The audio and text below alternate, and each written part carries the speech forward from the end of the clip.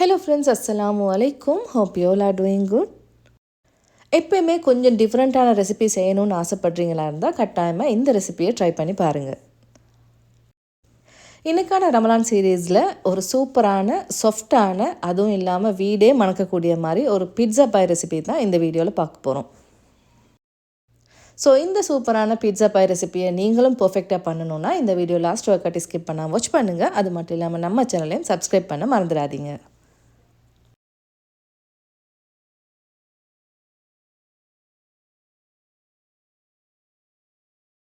So இன்றைக்கான pizza bye ரெசிபிக்கான to வந்து நான் கையால் தான் பிசைஞ்செடுக்க போகிறேன். ஸோ இங்கே வந்து ஒரு பவுலில் பார்த்தீங்கன்னா 6.5 கப் அளவுக்கு மாவு எடுத்திருக்கேன். கிராம் கணக்கு பார்த்தீங்கன்னா ஒரு 800 கிராம் மாதிரி எடுத்திருக்கேன். இதுக்கு ஒரு டேபிள் ஸ்பூன் அளவுக்கு ஆக்டிவ் ட்ரை ஈஸ்ட் சேர்த்துக்கொள்ளுங்க. இது கிராம் கணக்கு பார்த்தீங்கன்னா ஒரு 10 கிராம்ஸ் மாதிரி வரும். நீங்கள் அந்த சின்ன பேக்கெட் இருக்கு இல்லையா, ஸோ அதை கூட நீங்கள் யூஸ் பண்ணிக்கொள்ளுங்க. ஸோ இதுக்கு வந்து நம்ம சுகரும் சேர்த்துக்கொள்வோம். சுகரோட மெஷர்மெண்ட் பார்த்திங்கன்னா 1 டேபிள் ஸ்பூன் அளவுக்கு சேர்த்துக்கொள்ளுங்க. அதோட 2 டேபிள் ஸ்பூன் அளவுக்கு மில்க் பவுடரையும் சேர்த்துக்கொள்ளுங்க.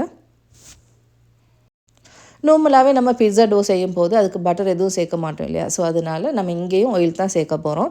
ஸோ ஆயிலோட மெஷர்மெண்ட் பார்த்திங்கன்னா 1/4 கப் அளவுக்கு ஆயில் சேர்த்துக்கொள்ளுங்க. லாஸ்ட்டாக 1.5 டேபிள் ஸ்பூன் அளவுக்கு உப்பையும் சேர்த்துட்டு இப்போ இதுக்கு நம்ம கொஞ்சம் கொஞ்சமாக தண்ணி சேர்த்து எப்பயும் மாதிரி மாவு பிசைஞ்சுக்கொள்வோம். முக்கியமாக தண்ணியை கொஞ்சம் கொஞ்சமாக சேர்த்துக்கொள்ளுங்கள். அதே மாதிரி ஆரம்பத்துலேருந்தே மாவு பிசையும் போது மாவை நல்லா டைட்டாக பிசையாமல் கொஞ்சம் லூஸான மாதிரியே பிசைஞ்சிட்டு வரணும். ஒவ்வொரு பேக்கிங் வீடியோலையும் சொல்கிற மாதிரி மாவை வந்து கொஞ்சம் ஒட்டக்கூடிய பதத்தில் தான் நீங்கள் பிசைஞ்சு எடுத்துக்கொள்ளணும்.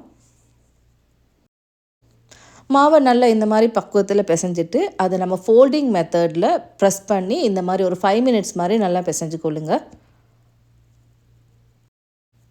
ஸோ இந்த டோவை ஃபோல்ட் பண்ணி ப்ரெஸ் பண்ணி ஒரு 5 மினிட்ஸ் மாதிரி நல்லா நீட் பண்ணினது பின்னாடி இதை நல்லா நம்ம ஒரு 1.5 hours மாதிரி நம்ம ரெஸ்ட்டில் விட்டுறணும். சிலவங்க வந்து டோவை எவ்வளோ நேரம் வைக்கணும்னு கேட்குறீங்க. ஸோ டோ வந்து டபுள் சைஸ் ஆகி வந்துருச்சுனாலே நீங்கள் மற்ற ப்ராசஸை செய்ய ஸ்டார்ட் பண்ணிடுங்க. ஏன்னா இந்த டபுள் சைஸ் ஆகிறது வந்து நம்ம டெம்பரேச்சர் பொறுத்து தான் அது டைமிங் வந்து டிஃப்ரெண்ட் ஆகும். ஸோ இப்போ இந்த டோக்கு வந்து பார்த்திங்கன்னா ஒரு டேபிள் ஸ்பூன் அளவுக்கு ஆயில் சேர்த்துட்டு அதை காய விடாமல் அப்படியே கவர் பண்ணி அப்படியே ரெஸ்ட்டில் விட்டுருங்க. நெக்ஸ்ட் பார்த்திங்கன்னா இந்த பிட்ஸா பாய்க்கான ஃபில்லிங்கை பார்த்துருமா. ஸோ இங்கே வந்து நான் 200 கிராம் மாதிரி சிக்கன் பிரெஸ்ட் வந்து சின்ன சின்ன பீசஸாக கட் பண்ணி எடுத்துருக்கேன்.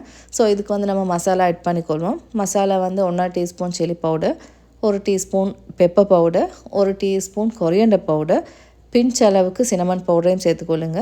லாஸ்ட்டாக 1 டீஸ்பூன் அளவுக்கு அனியன் பவுடர் சேர்த்துக்கொள்வோம். 1 டேபிள் ஸ்பூன் அளவுக்கு ஜிஞ்சர் கார்லிக் பேஸ்ட் சேர்த்துட்டு 3/4 டேபிள் ஸ்பூன் அளவுக்கு உப்பையும் சேர்த்து இதை நல்லா மெரினேட் பண்ணிக்கொள்வோம். நெக்ஸ்ட் ஒரு பேனில் 2லேருந்து 3 டேபிள் ஸ்பூன் அளவுக்கு ஆயில் சேர்த்து அதை நல்லா ஹீட் பண்ணிக்கொள்ளுங்க. ஸோ ஆயில் கொஞ்சம் ஹீட்டாகி வர டைமில் நம்ம மெரினேட் பண்ணி வச்சுருந்த சிக்கனை இதோடு சேர்த்துக்கொள்வோம்.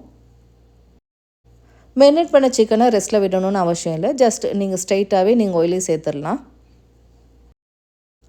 ஸோ இந்த சிக்கனில் இருக்கக்கூடிய தண்ணி எல்லாமே நல்லாவே குறைஞ்சி இந்த ஆயிலில் இந்த சிக்கன் லைட்டாக ரோஸ்ட் ஆகி வர டைமில் இது கொஞ்சமாக அனியன் சேர்த்துக்கொள்வோம். அனியனை பொறுத்த வரைக்கும் அனியன் நல்ல டிரான்ஸ்பேரண்ட் கலரு குக் ஆகணும்னு அவசியம் இல்லை. இது லைட்டாக குக் ஆகி வர டைமில் இதுக்கு நான் கேப்சிகம் சேர்த்துக்கொள்ள போகிறேன். கேப்சிகம் இல்லைன்னா நீங்கள் ஸ்ரீலங்காவில் கிடைக்கக்கூடிய கறி கொச்சிக்காய் கூட யூஸ் பண்ணிக்கொள்ளுங்க. கறி கொச்சிக்காய் யூஸ் பண்ணும்போது கொஞ்சம் நல்ல மெல்லிஸாக கட் பண்ணிவிட்டு சேர்த்துக்கொள்ளுங்க. ஸோ இந்த மாதிரி கேப்சிகம் சேர்த்துட்டு இதுவும் நல்லா குக் ஆகணும்னு அவசியம் இல்லை. லைட்டாக குக் ஆகினாலே போதும். ஏன்னா நம்ம அவனில் வச்சு எடுக்கும் போது இது நல்லா சாஃப்டாகி நல்லா குக் ஆகி வந்துடும். ஸோ இதை நல்லா மிக்ஸ் பண்ணி விட்டுட்டு இது லைட்டாக குக் ஆகி விட்டு ஃப்ளேமை ஆஃப் பண்ணி ஒரு சைடில் எடுத்து வச்சுருவோம். நெக்ஸ்ட் இந்த மாவு பார்த்திங்கன்னா நல்லா டபுள் சைஸ் ஆகி வந்திருக்கு இல்லையா. ஸோ இது வந்து டபுள் சைஸ் ஆகிறதுக்கு எனக்கு ஒரு 1 hour மட்டும்தான் போதுமாக இருந்துச்சு. ஸோ இது டபுள் சைஸ் ஆகின உடனே நம்ம ப்ராசஸை ஸ்டார்ட் பண்ணிடணும். ஸோ இந்த மாவு வந்து சரியாக நான் ஒரு 2 போர்ஷனுக்கு டிவைட் பண்ணிக்கொள்கிறேன். டிவைட் பண்ண இந்த போர்ஷனில் ஒரு போர்ஷனை வந்து நம்ம ரோல் பண்ண ஸ்டார்ட் பண்ணிக்கொள்வோம். இது ஸ்டிக்காகாமல் இருக்கிறது, அதாவது ரோல் பண்ணுறதுக்கு ஈஸியாக இருக்கிறதுக்கு நீங்கள் மாவு மட்டும் தான் யூஸ் பண்ணணும். ஆயில் யூஸ் பண்ணிங்கன்னா மாவு வந்து ஹார்ட் ஆகிரும். ஸோ அதனால் ஆயிலை அவாய்ட் பண்ணிவிட்டு மாவே யூஸ் பண்ணிக்கொள்ளுங்க. இந்த மாதிரி ரோல் பண்ணும்போது முடிஞ்ச வரக்காட்டி நல்லா தின்னான ஒரு ஷீட்டாக ரோல் பண்ணி எடுத்துக்கொள்ளணும். இந்த மாதிரி நல்லா தின்னான ஷீட்டாக ரோல் பண்ணிவிட்டு இதுக்கு நான் வந்து கெச்சப் சேர்த்துக்கொள்ள போகிறேன். கெச்சப் வந்து நீங்கள் டொமேட்டோ சில்லி எது உங்களுக்கு விருப்பமோ அதை நீங்கள் சேர்த்துக்கொள்ளலாம். ஸோ கெச்சப் சேர்க்கும்போது இந்த ஷீட்டில் மிடில் பார்ட்டில் மட்டும் இந்த மாதிரி நல்லா கெச்சப்பை சேர்த்துட்டு நல்லா ஸ்ப்ரெட் பண்ணி விட்டுறணும். நம்ம செஞ்சு வச்சிருக்கக்கூடிய ஃபில்லிங் இருக்குது இல்லையா, ஸோ அதையுமே வந்து பார்த்திங்கன்னா 2 போர்ஷனுங்க டிவைட் பண்ணிவிட்டு அதில் ஒரு போர்ஷன் கறியை வந்து இந்த மாவோடு சேர்த்துக்கொள்ளுங்க. இந்த ஃபில்லிங்கை சேர்த்துட்டு நல்லா ஸ்ப்ரெட் பண்ணி விட்ட மாதிரி எல்லா சைடும் ஈவனாக ஸ்ப்ரெட் பண்ணி விட்டுருங்க. பிட்ஸாக்கு எப்பயும் போல் நம்ம சீஸ் சேர்ப்போம் இல்லையா, ஸோ அதே மாதிரி இங்கேயுமே நான் சீஸ் சேர்த்துருக்கேன். ஸோ எக்ஸ்ட்ரா ஃப்ளேவருக்காக வேண்டி நான் இங்கே ஸ்லைஸ் சீஸ் கூட ஆட் பண்ணிக்கொள்கிறேன். ஸ்லைஸ் சீஸ் வந்து கம்ப்ளீட்டாக ஆப்ஷனல் தான். நீங்கள் அதை ஸ்கிப் பண்ணிவிட்டு ஜஸ்ட்டு நீங்கள் மொசரல்லா சீஸ் மட்டும் ஆட் பண்ணி கூட இதை செய்யலாம். ஸோ சீஸையும் சேர்த்துட்டு நம்ம இந்த ஷீட்டை வந்து வீடியோவில் காட்டுற மெத்தடில் ஃபோல்ட் பண்ணிக்கொள்ளுங்க.